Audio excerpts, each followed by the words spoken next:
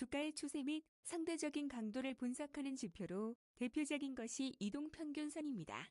그리고 최근 모멘텀이라는 용어가 유행되면서 모멘텀 지표를 사용하는 투자자들도 있습니다.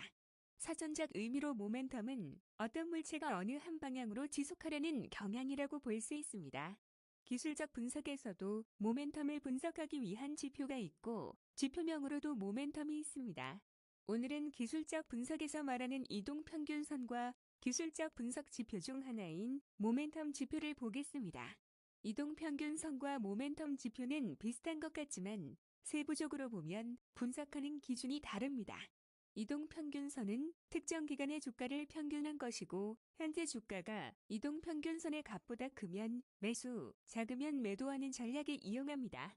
이와 달리 모멘텀 지표는 현재 주가와 과거 특정일의 주가를 비교하여 현재 주가가 과거 주가보다 크면 매수, 작으면 매도하는 전략을 이용합니다. 각각의 특징을 보면 이동평균선은 수평적인 힘의 평균을 현재 주가와 비교한 것이고 모멘텀 전략은 수직적인 힘을 비교한 것입니다. 개념적으로 살펴보면 이동평균선은 특정 기간의 주가를 평균하여 현재 주가와 비교한 것으로 시간이 지나면 평균에서 과거 주가는 없어지고 현재 주가가 반영되어 평균값이 나옵니다. 이에 반해 모멘텀은 현재 주가와 과거 주가 사이의 주가 변동은 무시하고 비교하고자 하는 과거 주가와 현재 주가를 비교하는 것입니다. 단순 리평 전략은 현재 주가와 평균값을 비교하여 현재 주가가 평균값보다 크면 매수하고 작으면 매도하는 것입니다. 특정 기간의 값을 평균하였기 때문에 최근 추세를 반영한 선이 만들어집니다. 그러나 추세가 명확하지 않은 비추세 구간에서는 잦은 손실 매매가 발생하면서 수익이 감소하거나 손실이 발생할 수 있는 전략이기도 합니다. 이런 약점을 보완하기 위해서 평균값을 구하는 기간을 하나가 아닌 둘 이상을 비교하거나 평활계수를 이용하여 최근 추세를 민감하게 읽기 위한 시도를 하기도 합니다. 이에 반해 모멘텀 지표를 이용한 전략은 현재 주가와 과거를 비교하여 현재 주가가 과거 주가보다 높으면 매수하고 낮으면 매도하는 것입니다. 기본적으로 추세 추종 전략을 기반으로 하는 전략들은 비추세 구간에서 수익이 감소하거나 손실이 발생합니다. 모멘텀 지표의 경우도 마찬가지로 횡보하는 구간에서는 손실이 발생합니다. 이런 부분을 보완하기 위해서 단순하게 현재 주가와 과거 주가를 비교하는 것이 아니라 과거 주가 대비 현재 주가가 몇 % 이상 상승했을 경우를 상승 추세로 간주하고 매수하는 전략을 사용하기도 합니다. 또는 비교하는 주기를 시황에 따라서 짧게 혹은 길게 조정하여 상대적인 주가를 비교하기도 합니다. 만약 12개월 모멘텀을 본다면 결국 현재 주가와 12개월 전 주가를 비교하는 것입니다. 일목균형표에서 선행 스팬, 후행 스팬이 현재 주가를 과거 또는 미래로 이동시켜 현재 주가와 비교하는 개념과 동일합니다. 두 개의 지표를 코스피와 함께 보면 결국은 현재 주가가 비교하는 주가보다 위에 있으면 상승 추세, 아래에 있으면 하락 추세로 간주하는 것입니다. 매매 전략별 수익을 확인해 보면 특정 구간에서 수익 차이가 있는 것을 볼 수 있습니다. 그 이유는 각각의 지표에서 사용하는 값의 차이입니다.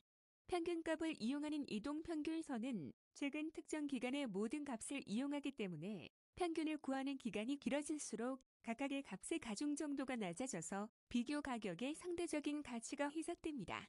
그러나 모멘텀 경우 두 개의 값만 비교하기 때문에 이동평균값과 달리 비교 가격의 가중 정도가 희석되지 않습니다.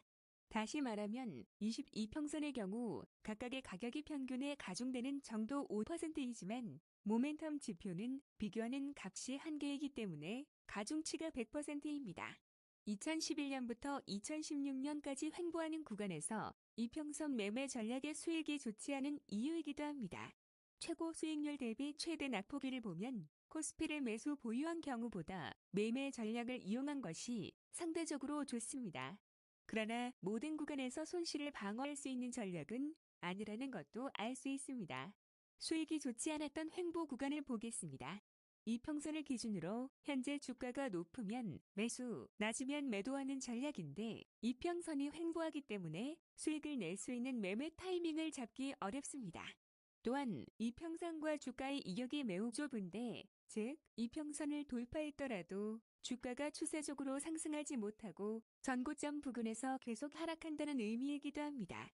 이런 부분을 보완하려면 이평선을 구하는 주기를 둘 이상을 사용하거나 밴드 지표 또는 추세선을 함께 사용하는 것이 좋습니다.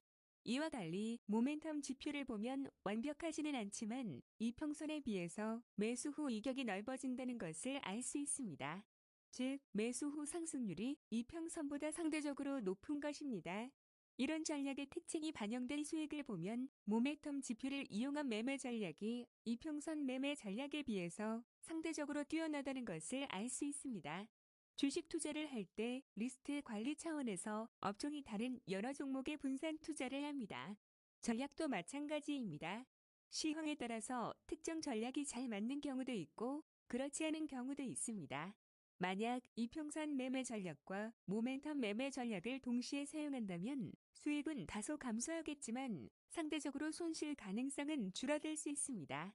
단순히 편과 모멘텀 전략을 동시에 사용한 경우 전체적인 손실 가능성이 감소하는 것을 알 수 있습니다.